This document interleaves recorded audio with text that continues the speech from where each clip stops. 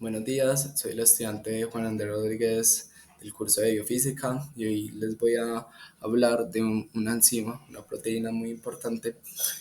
muy relevante en nuestro estudio científico llamada la pirofosfatasa, la cual es una proteína de un organismo extremófilo estudiado en nuestro artículo de investigación, el cual vamos a trabajar con diferentes condiciones, hablando de temperatura y presión para esta molécula,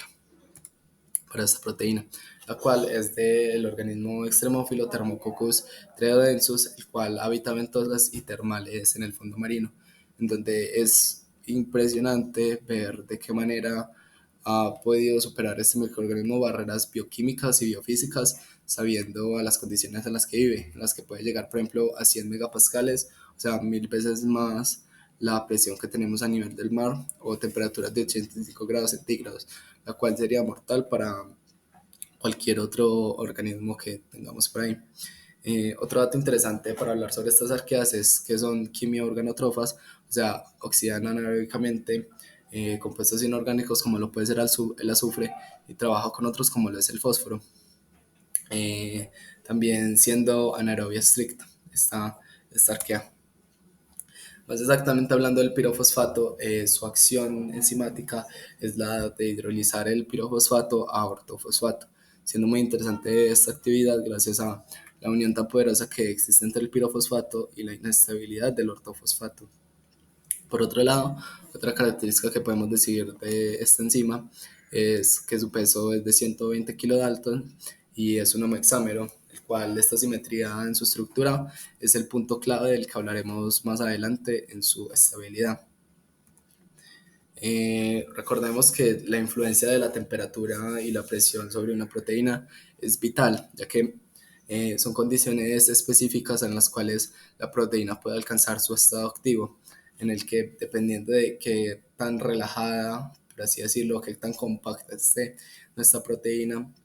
hablamos de que puede desempeñar su función o no, en el que obviamente la temperatura, por ejemplo, al aumentar la energía cinética de las moléculas, va a aumentar obviamente el espacio que hay entre ellas, al igual que la presión, por ejemplo, en el que una mayor presión va a disminuir la distancia que hay, por ejemplo, entre los puentes de hidrógeno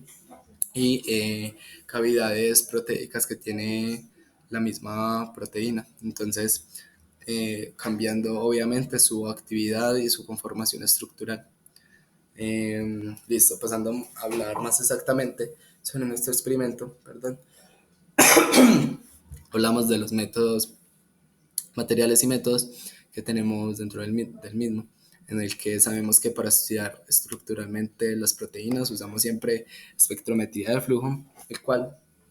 eh, trabajamos con, por ejemplo, en este caso, con la QNS y la HFS, la cual trabajamos con dispersión de neutrones. O sea, tenemos una máquina la cual es capaz de producir un haz de electrones que va a incidir sobre nuestra molécula, y dependiendo de la interacción que tenga o no con la misma, es que vamos a saber su conformación estructural. Eh, Hablando más exactamente de esto, tenemos la figura número uno, la cual estamos evaluando la estructura incoherente autodinámica de la proteína, en la cual tenemos pues obviamente nuestra función matemática, pero cabe recalcar que esta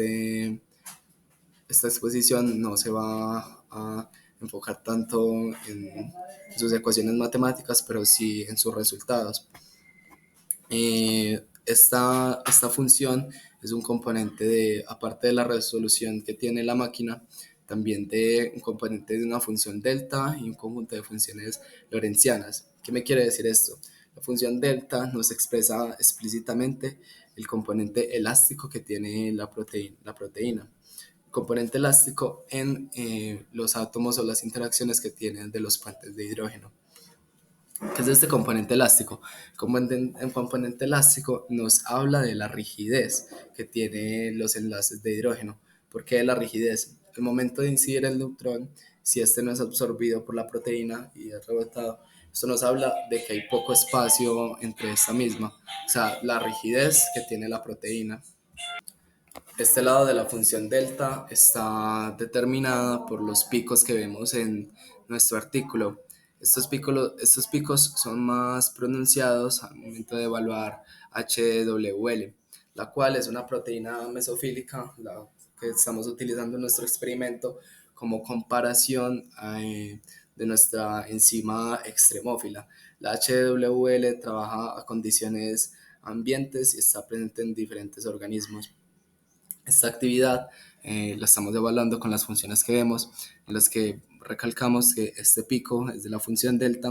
el cual si vemos en la figura 1, A y B, o la C y D, comparándola, el pico es mucho más pronunciado para HWL, hablándonos de este componente rígido que tiene esta molécula a las temperaturas a las que estamos trabajando, las cuales son muy altas, yendo desde los 70 grados centígrados a los 85 grados centígrados. Por otro lado, ahora comparándolo con la maqueta que tenemos en la parte de abajo, tenemos ahora el componente cuasi elástico, el cual es como la base del pico. Este nos está hablando de el componente, ahora sí, elástico, perdón, el componente no elástico que tiene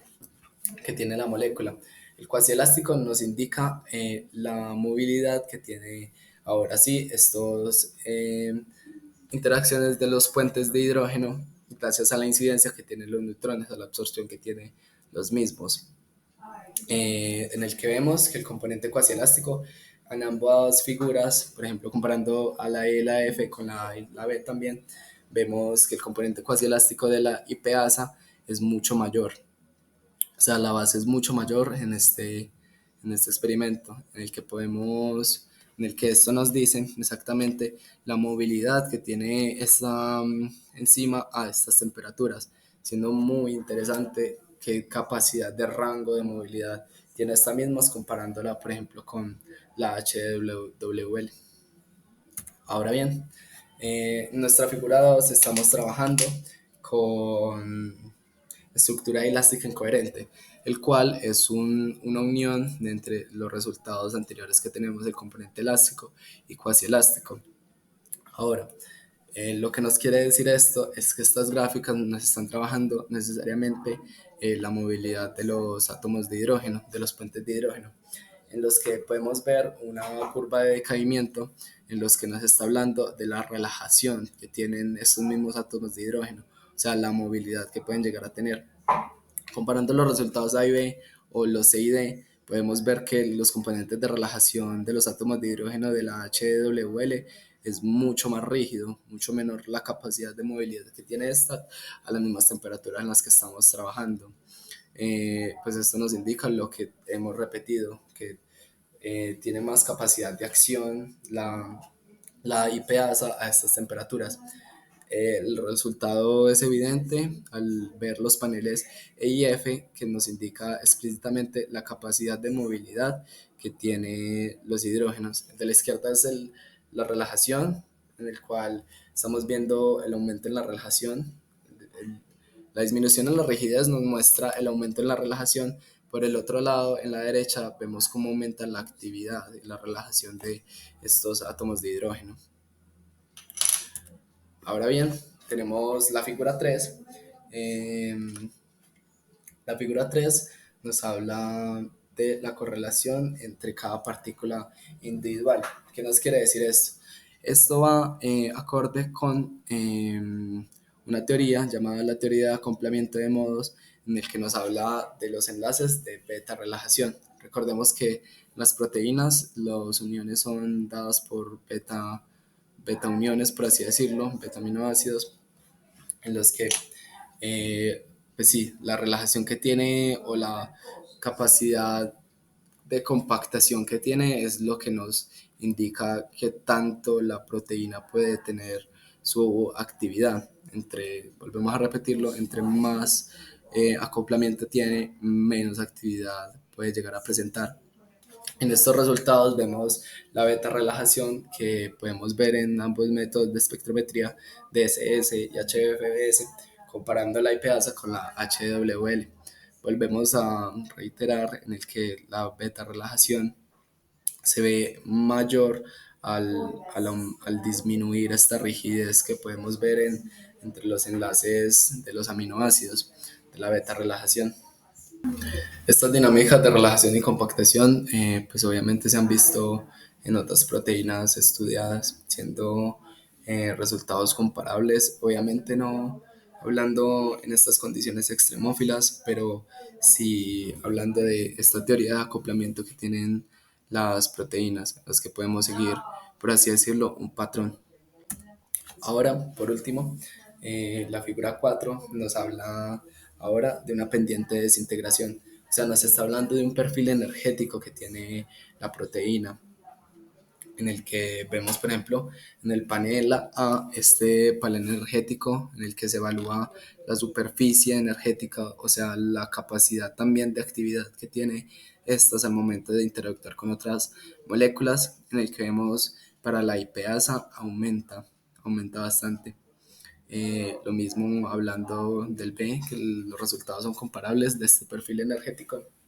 en el que claramente a estas temperaturas tan altas el perfil energético de la IPasa está en aumento. Este mayor perfil de energía que tenemos también nos está indicando la relajación que puede tener la misma proteína. Al tener un mayor perfil de energía, tiene un mayor perfil de relajación, o sea, un mayor perfil de interacción que constantemente se está repitiendo en estas figuras de las que estamos hablando. Pues ahora la figura 4C nos está hablando necesariamente de la energía de activación que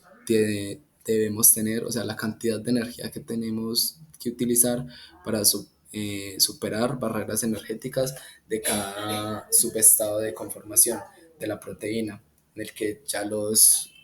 resultados están invertidos. Vemos una pendiente mayor para la HWL. ¿Por qué es esto? Porque, como lo volvemos a mencionar, al estar en un estado más compacto, hablando dentro de presión y de temperatura, necesita una mayor energía para poder pasar de un estado a otro a estas condiciones, en el que pues obviamente la IPasa no va a ser el caso. En el caso de, hablamos de, también otra vez de la relajación que puede tener la molécula dentro de este perfil energético, en el que vemos que para temperaturas y presiones más altas, la IPasa pues tiene un mayor rango de movilidad a comparación de la HWL. Así que sí, en conclusión, de estas cuatro imágenes que podemos hablar acá, no solo de estas cuatro imágenes, sino de las cuatro figuras, hablamos de la mayor rigidez que presenta la HWL a estas condiciones, en el que nos indica su menor actividad y su menor perfil energético que puede tener con otros. Por último, pues vamos a hablar de un componente, por último, de la presión, en el que esta gráfica nos indica más fácilmente los resultados antes hablados, en los que tenemos como el aumento de la temperatura por el lado de la figura de la izquierda. El aumento de la temperatura nos permite tener un mayor rango en, en la conformación nativa de la IPasa, comparada ahora con la HWL, el cual su recuadro es mucho menor. Por otro lado, ahora en la derecha vemos como el aumento en temperatura, en la presión,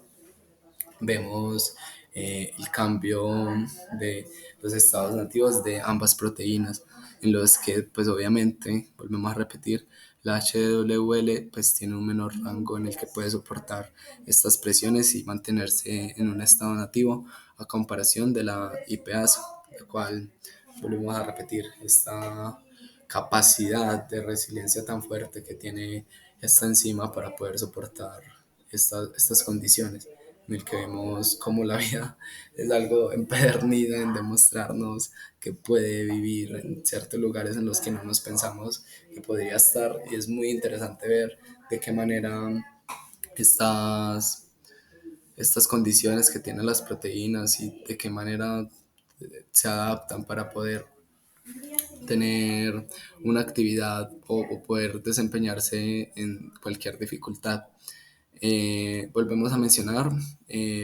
ahora que tenemos acá la proteína estructurada, una visión en la que vemos que este serenoma hexámero le permite no tener tanto movimiento, por así decirlo, en el que manteniéndose en su estado nativo a presiones y temperaturas altas. Es gracias, volvemos a mencionarlo, a esta conformación estructural que permite su compactación y tener menores enlaces covalentes. Sí, eso es todo lo que podemos hablar sobre esta proteína. Eh, por esto mismo debemos continuar con las investigaciones tanto en estos organismos extremófilos como en sus